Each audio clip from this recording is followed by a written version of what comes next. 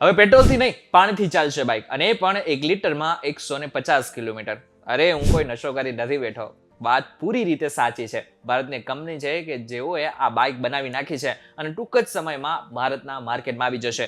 ત્યારે કઈ છે આ બાઇક અને કઈ છે આ કંપની, જાણીશું આજના વિડીયોમાં.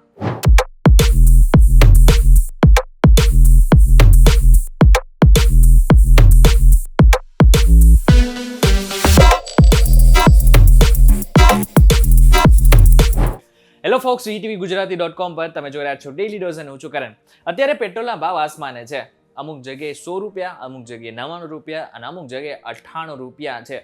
મહત્વની વાત તો એ છે કે જે પ્રીમિયમ પેટ્રોલ છે એના તો ભાવ અત્યારે આસમાન નહીં પરંતુ આસમાન પાતાળ બંને એક કરી નાખે એટલા છે. એટલે સમજી શકાય છે ગરીબ માટે તો આ પ્રીમિયમ પેટ્રોલ તો સપના જેવું છે. એ ક્યારે અફોર્ડ કરી શકશે એ કોઈને નથી ખબર, પરંતુ આ બધાની વચ્ચે ગરીબો અને મિડલ ક્લાસ જેટલા પણ લોકો છે એમની માટે ખુશખબરી આવી ગઈ છે. કારણ કે પાણીથી ચાલતી બાઇક હવે માર્કેટમાં આવવા જઈ રહી છે.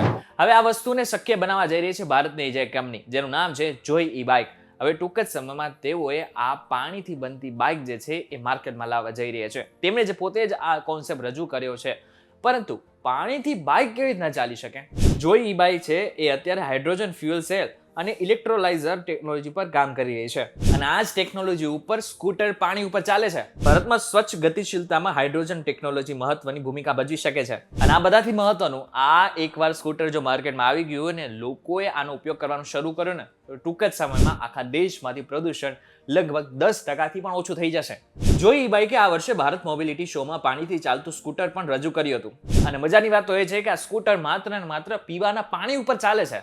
સ્કૂટરની ટેકનોલોજી પાણીના અણુઓને તોડીને તેમાંથી હાઇડ્રોજનના અણુઓને અલગ પાડે છે. જ્યારે હાઇડ્રોજન અલગ થાય છે ત્યારે આ સ્કૂટર હાઇડ્રોજનનો ઇંધણ તરીકે ઉપયોગ કરે છે.